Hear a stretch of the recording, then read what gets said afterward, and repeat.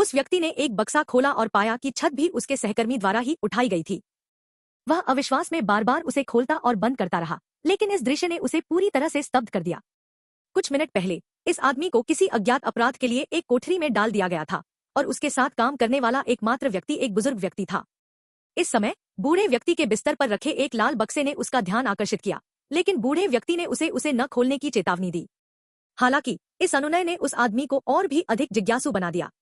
उसने बिना कुछ कहे उसे खोला और पाया कि बक्से में सब कुछ वैसा ही था जैसा कमरे में था। वह उसे छूने के लिए आगे बढ़ना चाहता था, लेकिन एक भयानक दृश्य घटित हो गया। आकाश से एक बहुत बड़ा हाथ गिरा और वह हाथ स्पष्टतः उसका अपना था।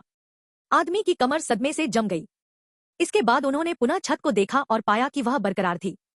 यह सत्यापित करने के लिए कि जो कुछ हुआ वह कोई भ्रम तो नहीं था, उसने बक्से को जमीन पर रख दिया, फिर छत की ओर देखा और बक्से को खोल दिया। अप्रत्याशित रूप से छत को उसके सहकर्मी ने बक्से के ढक्कन की तरह ऊपर उठा दिया। क्योंकि यह दृश्य बहुत ही शानदार था, अचानक उसके मन में एक विचार आया और उसने अपना हाथ बक्से में अपनी ओर बढ़ाया। अप्रत्याशित रूप से उसका हाथ सचमुच प्रकट हो गया। उसने अविश्वास में हाथ आगे बढ़ाया और उसे छुआ, यह सुनिश्चित करने के लिए कि यह कोई प्रक्षेपण तो नहीं है। फिर उसने उत्सुकता से बॉक्स की ओर देखा और पाया कि वह भी वही काम कर रहा है। अब आदमी को अंततः समझ में आ गया कि बक्से में रखी हर चीज इस कमरे में प्रतिबिंबित होगी।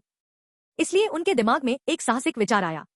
वह पहले छज्जे पर चढ़ा, फिर बूढ़े आदमी से बक्सा खोलने में मदद मांगी। फिर उसने अवसर का लाभ उठाकर कोठरी से बाहर निकलकर जेल से भाग निकला। हालांकि उसे यह नहीं पता था कि वह केवल बक्सा खोदने में सफल हुआ था, कोठरी से बाहर नहीं निकला था। बूढ़ा आदमी चुपचाप उसे दूर दूर तक भागते हुए देखता रहा और फिर एक माचिस की डिब्बी ने उसे पकड़ लिया, लेकिन यह कुछ भी नहीं था। फिर उसने डिब्बी को वापस अपनी जगह पर रख दिया, फिर दराज खोला और आदमी को माचिस की डिब्बियों के ढेर में फेंक दिया।